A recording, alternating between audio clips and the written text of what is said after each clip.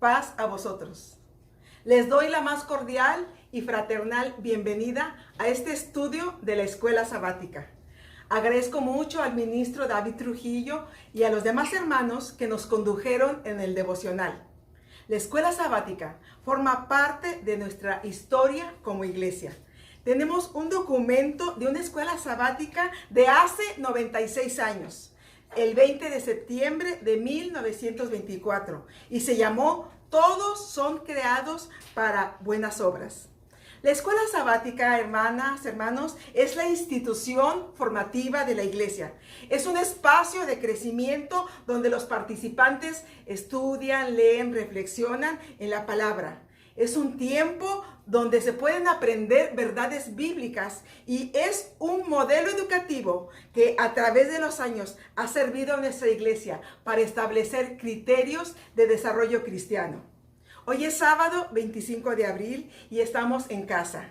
La enfermedad COVID-19 está haciendo grandes estragos en nuestro planeta, pero hoy el Señor nos regala este tiempo de estudio.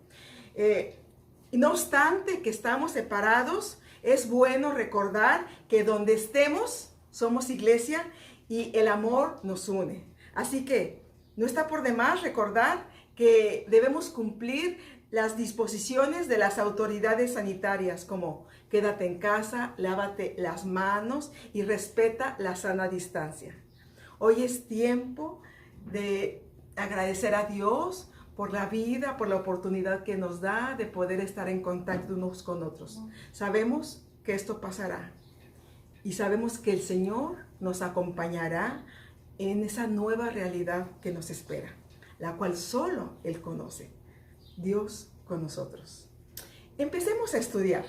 Ya tiene su Biblia, ya tiene su himnario. También le pedimos que tenga a la mano unas hojas, una pluma para hacer anotaciones. El cuaderno de este trimestre se llama 100 años de luz. Durante ese tiempo, nuestra iglesia ha venido caminando, mostrando la luz del Evangelio a un mundo oscurecido, a una sociedad gobernada por el mal. Y precisamente vamos a hablar de esa conducta, de esa particularidad negativa llamada mal. Nuestra lección se llama El mal está en mí. ¿Qué es el mal? ¿Por qué aparece en la tierra? Si Dios es todopoderoso y es absolutamente bueno, ¿por qué existe el mal?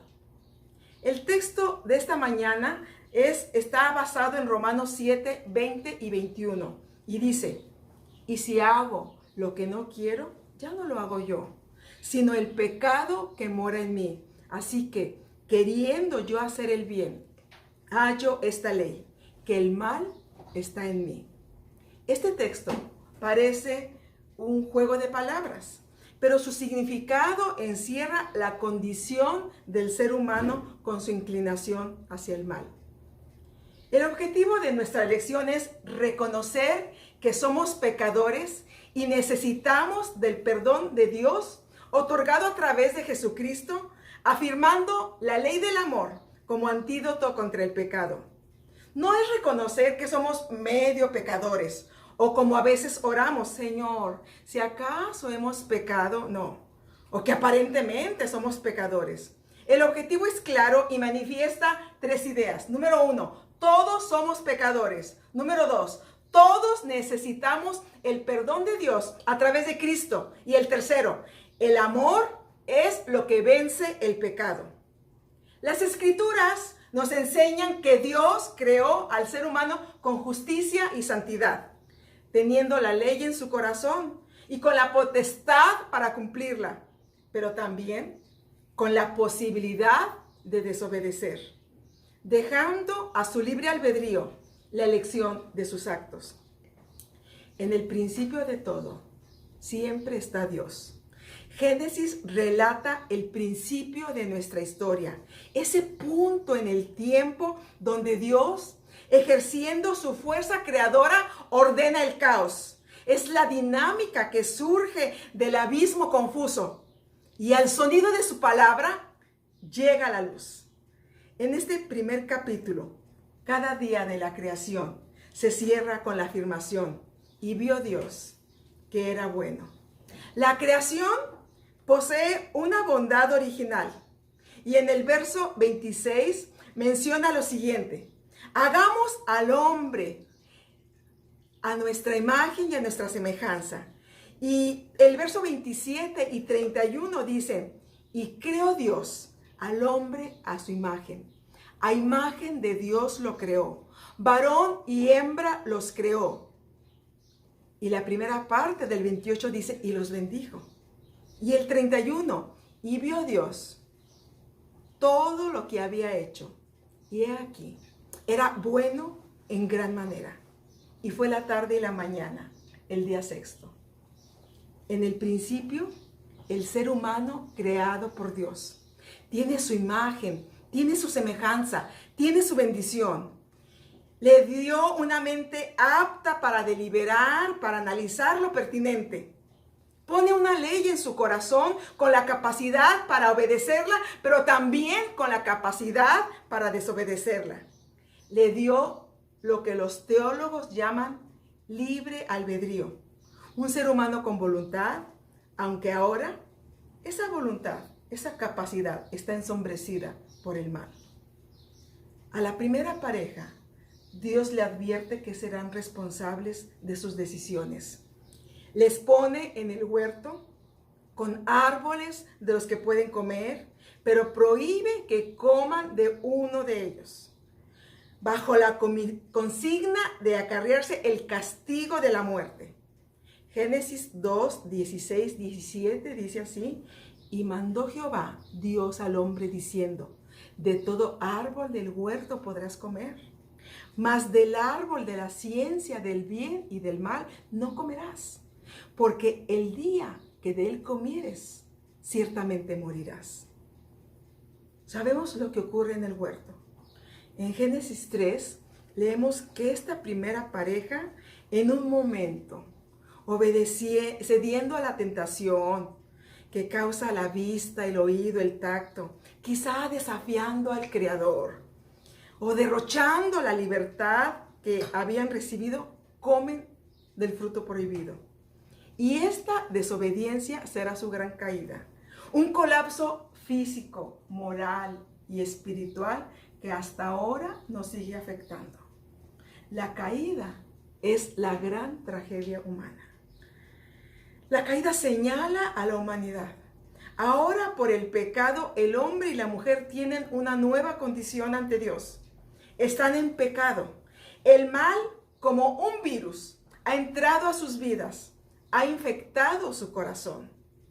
Si bien la semejanza divina no desaparece con la caída, esta quedará herida, distorsionada, enferma. Ante esta nueva realidad, el ser humano se ve frágil, desprovisto, desnudo, y empieza a experimentar un nuevo sentimiento, el miedo, y se esconde. Increíble. El hombre se esconde de Dios. Bueno, cree esconderse de Dios. La vulnerabilidad que le ocasiona el mal hace que trate de huir de Dios. Adán y Eva se soñaron dioses, pero se encontraron frente a su naturaleza limitada, finita, reducida. No son más que humanos. Y Dios pregunta: ¿dónde estás? ¿Qué has hecho? En estas preguntas no veo a un Dios cegado por la ira. Pienso en un Dios dedicado a su creación, cercano, atento a su realidad. Mire, ese Dios poderoso, soberano, que manteniendo una intensa relación con el ser humano, se da cuenta que éste ha decidido el mal y lo busca y establece un diálogo. Sabe que el mal ha hecho su aparición, pudiendo Dios en su poder inigualable aniquilarlo por completo.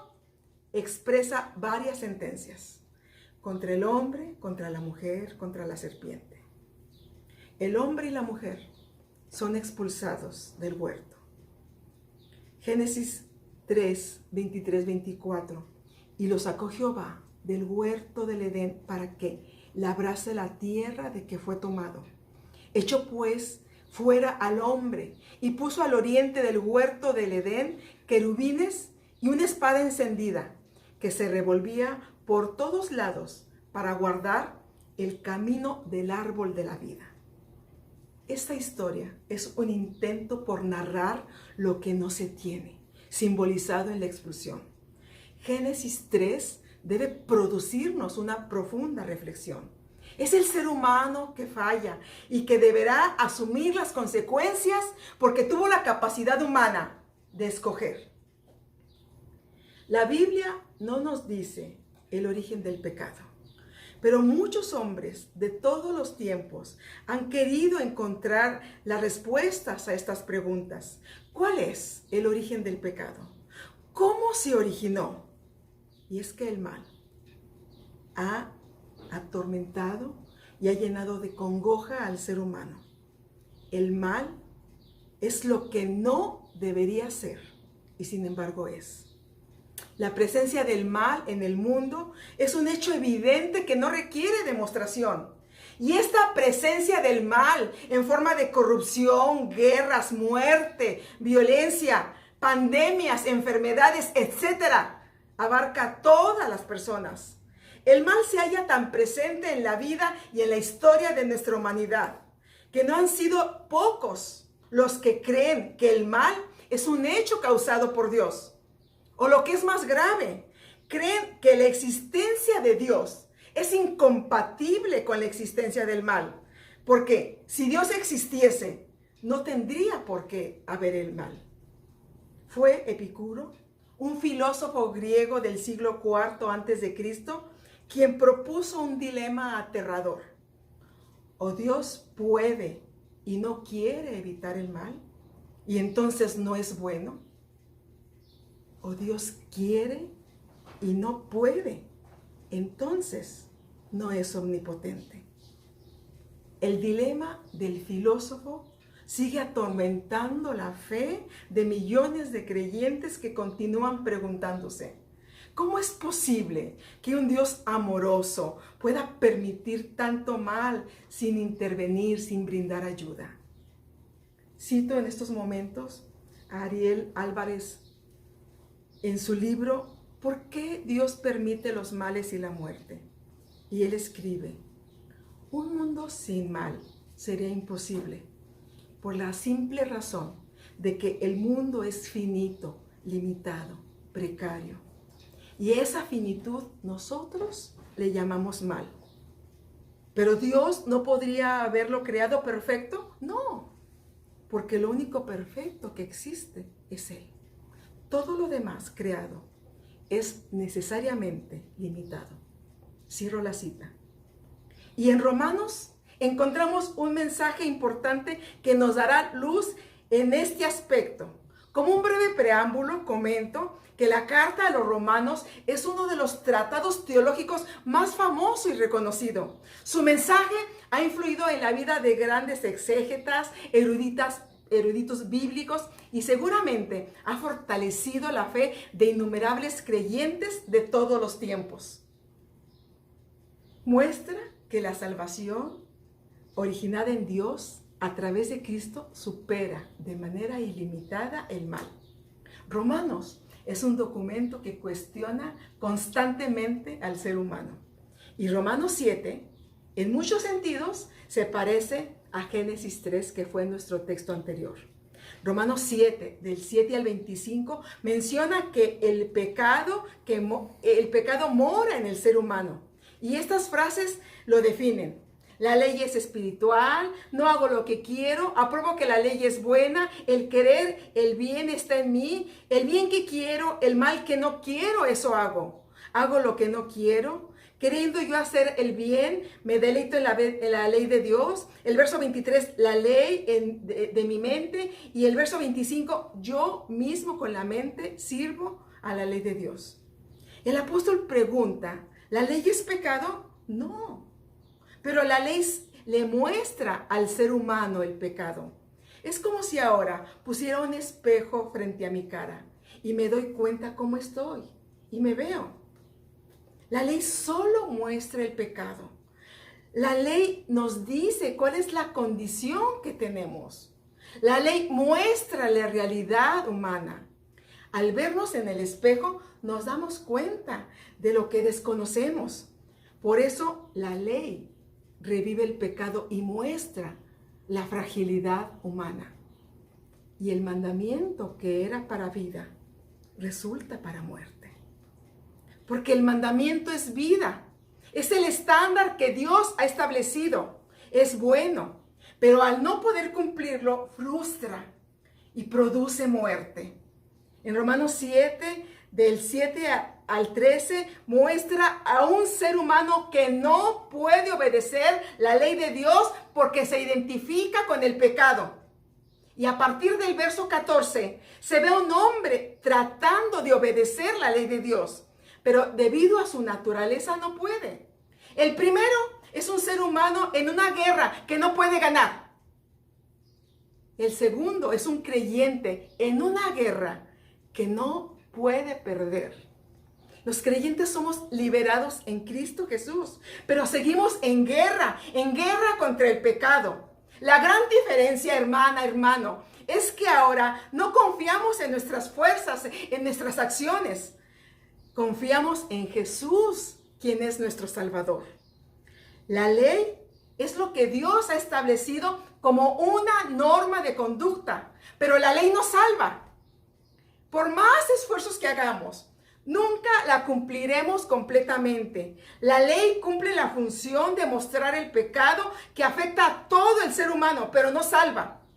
Solo nos muestra la realidad, solo nos dice cómo estamos. Sabemos que la ley es espiritual. La ley procede de Dios, es perfecta, refleja el carácter de Dios. La ley es santa, pura, buena. Y Pablo sabe que aún queda en su corazón una sombra de pecado. Esa naturaleza que está bajo la autoridad del pecado. El verso 23 dice, pero veo otra ley en mi cuerpo que hace guerra contra la ley de mi mente. El pecado se vale de los sentidos para orillar a pecar. Siempre está provocando. Este cuerpo, los ojos, nuestras manos, los pies, orillan constantemente hacia el pecado. Y dice Pablo, ya no soy yo, sino el pecado. Pero somos nosotros los que tomamos la decisión. Siempre tendremos la inclinación a pecar. Y siempre también tendremos la oportunidad de decir no. Esa es la tensión permanente. Es la gran lucha interior entre el querer y el hacer, entre la voluntad y la acción. Es una lucha histórica entre la vida y entre la muerte. El apóstol subraya en 4 ocasiones esta lucha interna entre querer hacer el bien, pero se reconoce atrapado en una realidad de pecado. Lo que hago no lo comprendo. Lo que quiero no lo hago. Lo que odio, eso es lo que hago. Pablo se reconoce incapaz y expresa su angustia por no ser un mejor creyente.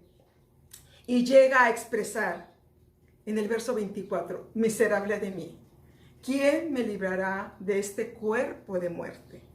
Es la súplica de todo creyente, librarse de este poder del mal. Solamente un corazón regenerado puede ser libre. Y todavía, entonces sigue la lucha continua. Verso 25. Gracias a Dios por Jesucristo, Él nos libra. Gracias a Dios por Jesucristo, Él es el que nos libra de esta ley, de esta naturaleza caída.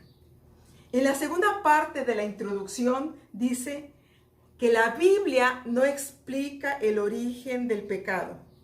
La existencia del tentador no exime de la responsabilidad que tenemos cada uno. Si bien Satanás es un elemento de tentación en el corazón de Ananías y de Zafira para mentir al Espíritu Santo, ellos determinaron hacer esto. Nos menciona Hechos 5, versículo 4.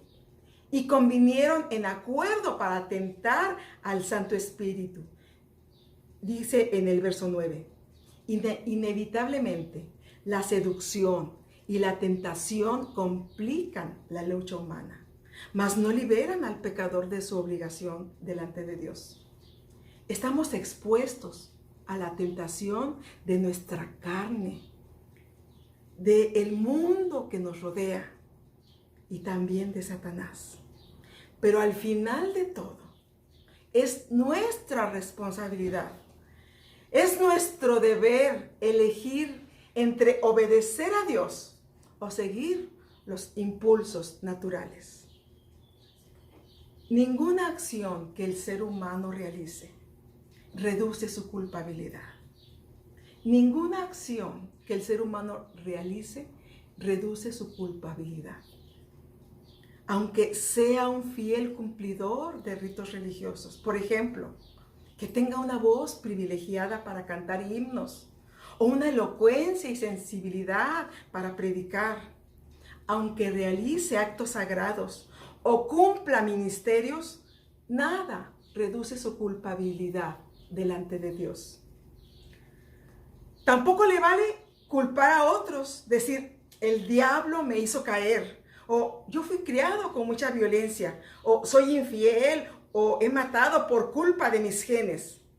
Solamente a la luz de la fe, experimentando la gracia de Dios, el perdón de Jesucristo, siendo confrontados con nuestros pecados, conseguiremos ser perdonados. Ninguna de las experiencias que hemos vivido como humanidad, ninguna. Y eso que el mundo ha sufrido varios sucesos muy dolorosos, como la Primera Guerra Mundial, como la Segunda Guerra Mundial. Es más, ahora estamos frente a una crisis global que algunos pudieran definir como Tercera Guerra Mundial. Una guerra que se está librando sin cañones ni misiles. Bueno, ninguna de estas dolorosas experiencias es tan enorme como la caída del hombre en el pecado. Y esta es la realidad de nuestro tiempo. En el análisis vamos a trabajar 3 postulados. Todo ser humano es responsable de su pecado. El segundo, la naturaleza del pecado. Y el tercero, venciendo el pecado que mora en mí.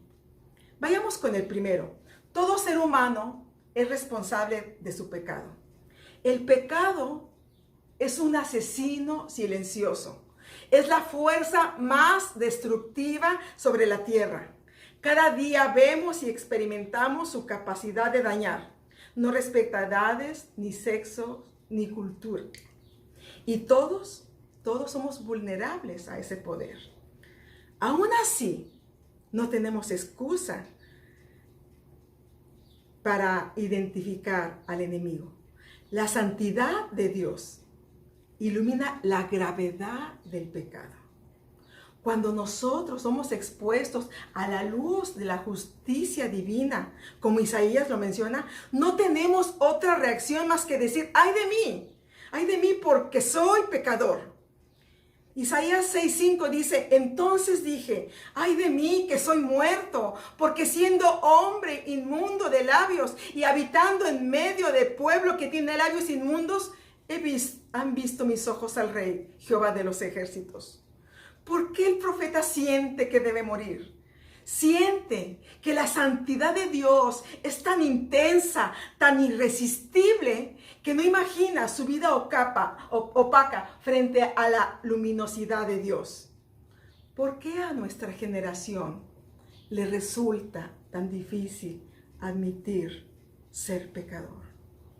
Y todavía más, a personas nacidas en la iglesia que creen que por ese hecho Dios les sale debiendo. Es muy difícil admitir que nuestra vida está en pecado. En una ocasión, un predicador estaba hablando a sus oyentes acerca de la gravedad del pecado, cuando un joven exclamó, usted habla del peso del pecado, pero yo no lo siento. ¿Cuánto pesa?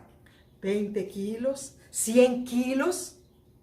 El predicador le preguntó: dígame, si usted colocara un peso de 100 kilos sobre el pecho de un hombre muerto, ¿lo sentiría este? No, no, porque está muerto, dijo el joven. El predicador prosiguió: pues bien, el hombre que no siente el peso del pecado está espiritualmente muerto. Aunque la ciencia hable de predisposición genética hacia ciertos aspectos pecaminosos, tampoco eso a nadie justifica. Veamos cómo se reconoce Pedro ante Jesús. Lucas 5:8 dice: viendo Simón Pedro, cayó de rodillas ante Jesús diciendo: apártate de mí, Señor, porque soy hombre pecador.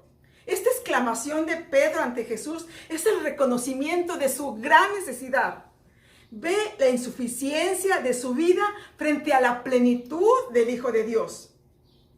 ¿Cuál es la manera en que podemos ser liberados del poder del pecado?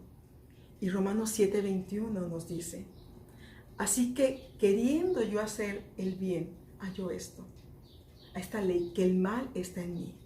Somos liberados cuando reconocemos que somos pecadores. Y este reconocimiento no solo es intelectual o de labios hacia afuera, sino que debe nacer, se debe generar en lo profundo de nuestro corazón. Tenemos una tendencia natural a evadir nuestra realidad. Desde Adán y Eva quedó evidenciada el hecho de que preferimos transferir la culpa hacia otras personas o hacia otras circunstancias. Recuerde, estamos en el punto donde todo ser humano es responsable de su pecado. Muchas veces culpamos a otros de nuestras debilidades. El estudio menciona una conducta muy común: la intolerancia. No toleramos a los que son diferentes. No toleramos a los que no piensan como nosotros, a los que no visten como nosotros o hablan como nosotros. Y menciona el estudio grupos específicos como migrantes, drogadictos, personas de otras razas. Justificamos nuestra intolerancia hacia esas personas diciendo: es que yo no lo soporto porque tiene mal carácter. O yo no la soporto a ella porque habla demasiado. O peor aún, queremos justificar graves pecados como: yo le pegué, pero porque ella me provocó. O yo la violé, porque ella traía una falda muy corta. Evadimos nuestra responsabilidad y vuelve a aparecer en cada uno de nosotros la imagen de Adán. Buscamos siempre justificar nuestro pecado. Piensa en esta frase que se ha hecho popular por vivir en tiempos de violencia e intolerancia. Papá, si todos los buenos matamos a los malos, entonces solo quedaremos los buenos. No, hijo, no. Quedaremos solo los asesinos. Cuidemos de no justificar nuestras acciones malas. Antes bien, pidamos a Dios que quite de nuestra vida todo indicio de pecado en lo que pensamos, en lo que decimos, en lo que hacemos. Número 2, hablando de la naturaleza de pecado. El pecado original y la depravación total del ser humano son temas que siguen causando mucho debate. La explicación que encontramos apegada a la Biblia es que, como descendientes de Adán, tenemos una naturaleza pecaminosa. No somos pecadores porque pecamos. Otra vez, no somos pecadores porque pecamos. Pecamos porque somos pecadores. El concepto del pecado original significa para algunos que todo ser humano comparte la culpa por el pecado de Adán. Es una carga que se quita con el bautismo. Por eso algunos grupos religiosos bautizan niños. Nuestra iglesia entiende que es más bien una condición de inclinación al pecado que se transmite en la descendencia humana y que somos responsables. por cuanto tenemos conciencia. Dice el Salmo 51:5, he aquí, en maldad he sido formado y en pecado me concibió mi madre. Todos heredamos esa imagen moral y la condición de ser mortales.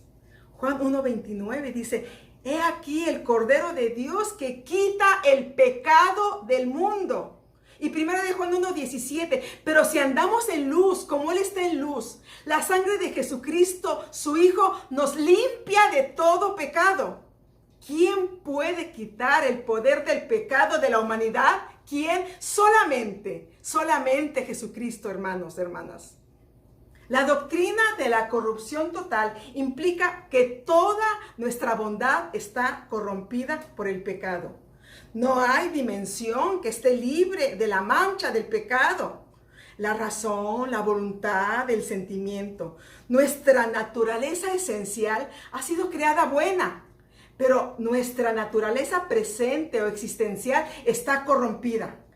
La corrupción tiene su sede en el mismo centro de nuestro ser.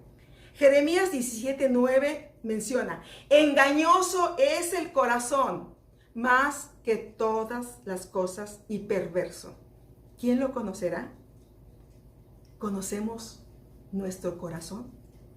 Sería bueno que un día nos sentáramos a solas con nuestro corazón y tener una larga plática para saber lo que guardamos allí. El número 3 dice, venciendo el pecado que mora en mí. A pesar de que el pecado actúa como un poder maligno que invade y contamina todos los ámbitos de la existencia humana, no tiene el dominio total. Otra vez, a pesar de que el pecado actúa como un poder que contamina todos los ámbitos de la existencia humana, no tiene el dominio total. Revisaremos 5 pautas que la palabra de Dios nos da para vencer al pecado que mora en nosotros. Número 1, deje que la ley le muestre su pecado. Romanos 7:7 dice, ¿qué pues diremos? ¿La ley es pecado? En ninguna manera. Pero yo no conocí el pecado sino por la ley, porque tampoco conocería la codicia si la ley no dijera, no codiciarás. La ley manifiesta el ideal de Dios y despierta el anhelo de conseguirlo, pero la lucha interna de nuestra naturaleza nos impide lograrlo. La prohibición de hacer algo malo mueve el deseo de hacerlo. No seas esclavo de la carne. La voluntad es una facultad humana y puede actuar movida por el intelecto o por las emociones. Sin embargo, ante la debilidad de la voluntad humana, los creyentes tenemos a Cristo. Juan 8:34 al 36 en la versión Dios habla hoy. Les aseguro que todos los que pecan son esclavos del pecado. Un esclavo no pertenece para siempre a la familia, pero un hijo sí pertenece para siempre a la familia. Así que, si el Hijo los hace libres, ustedes serán verdaderamente libres. Número 3, controla tus deseos. Solo cuando conocemos al enemigo podemos enfrentarlo. Existe un anhelo interno por lograr cosas, por trascender, por querer ser como Dios. Santiago 1:14 al 15 lo menciona. Sino que cada uno es tentado cuando de su propia concupiscencia es atrapado y seducido. Entonces la concupiscencia, después que ha concebido, da a luz el pecado, y el pecado, siendo consumado, da a luz la muerte. Este es el inicio de todo pecado. ¿Qué sucede cuando no se es consciente de la seducción que produce la ambición? ¿Qué significa dar cabida a esos malos deseos como la lujuria, la deshonestidad, la inmoralidad? Hay que aprender a controlar esos deseos. Disfruta lo que eres, disfruta lo que tienes. Uno de los graves pecados es la satisfacción de necesidades de manera equivocada. Los deseos de la carne. Cuando las necesidades se convierten en deseos, estamos en un terreno peligroso. Veamos la diferencia entre necesidades y deseos. Una necesidad es la falta o carencia de algo. La persona siente que le falta algo. Escasez de un alimento para lograr bienestar. El deseo es ansia, afán, pretensión. Son satisfactores específicos para las necesidades profundas de las personas. Por ejemplo, una persona puede necesitar alimento. Es una necesidad básica. Pero, en cambio, puede tener el deseo de escoger el alimento, decir, esto sí me gusta, esto no me gusta. Entonces, lo primordial ya no es la necesidad, sino el deseo. Otro ejemplo es una persona que puede tener la necesidad de cubrir su cuerpo. Necesita ropa para cubrir su cuerpo. Pero en vez de buscar una ropa que solamente cubra su cuerpo, está buscando la marca, está buscando el prestigio en la ropa. Ahí es cuando la necesidad se torna en un deseo. Disfruta lo que eres. Disfruta lo que tienes. A ti no te define la ropa que usas. A ti te define que eres una persona redimida por Jesús. Tengamos mucha precaución en cómo cubrimos nuestras necesidades básicas de techo, de comida, nuestra sexualidad, nuestra diversión. Podríamos estar incurriendo en algún pecado. Muchas veces compramos cosas que no necesitamos para impresionar a gente que no amamos. La ambición está ligada a la búsqueda de riqueza, poder, fama, de donde se deriva multitud de pecados. Los ambiciosos pueden usar o pasar por encima de las personas para lograr sus fines egoístas. Si tuviéramos un ambicionómetro, ¿cuántos quedaríamos fuera del ideal cristiano? La ley nos mantiene santos y alejados del pecado. ¿Cuál es la base del cumplimiento? Mateo 22, del 36 al 39 lo menciona. Maestro, ¿cuál es el gran mandamiento en la ley? Jesús le dijo, amarás al Señor, tu Dios, con todo tu corazón, con toda tu alma y con toda tu mente. Este es el primero y grande mandamiento. Y el segundo es semejante a este, amarás a tu prójimo como a ti mismo.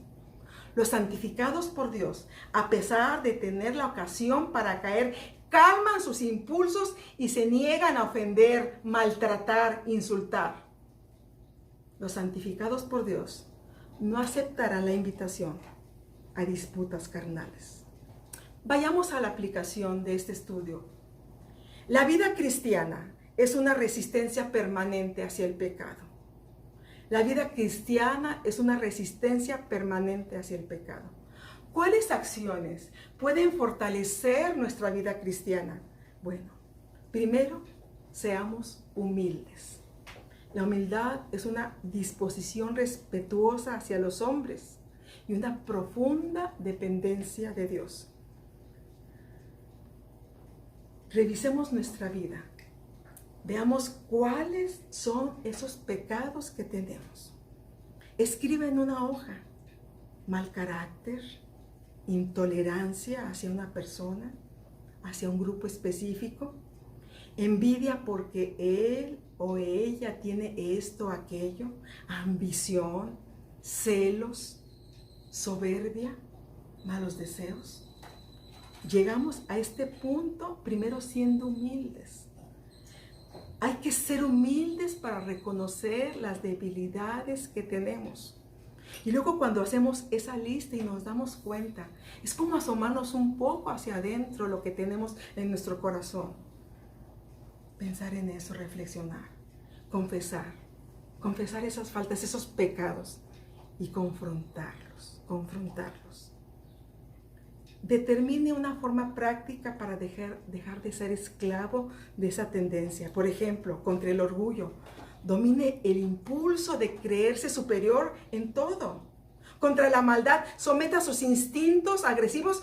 Contra la concupiscencia, fortalezca su carácter y busque un corazón limpio. Contra la ambición, controle el deseo de querer siempre más de lo que tiene.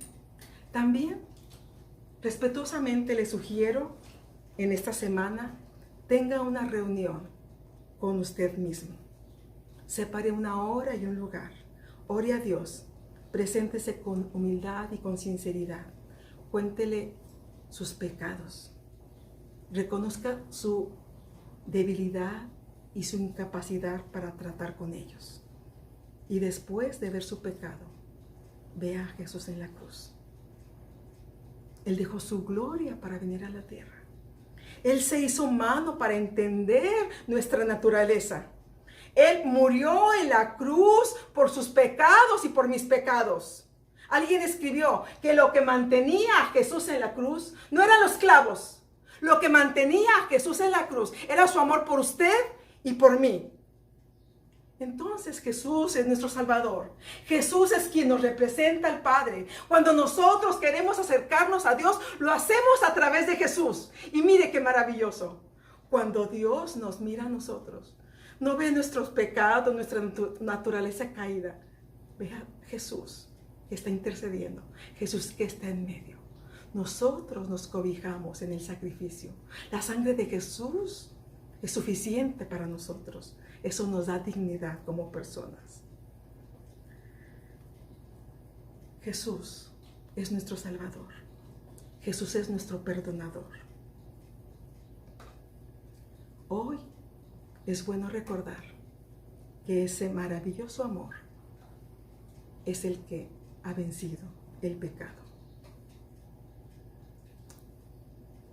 Hagamos una oración delante del Padre.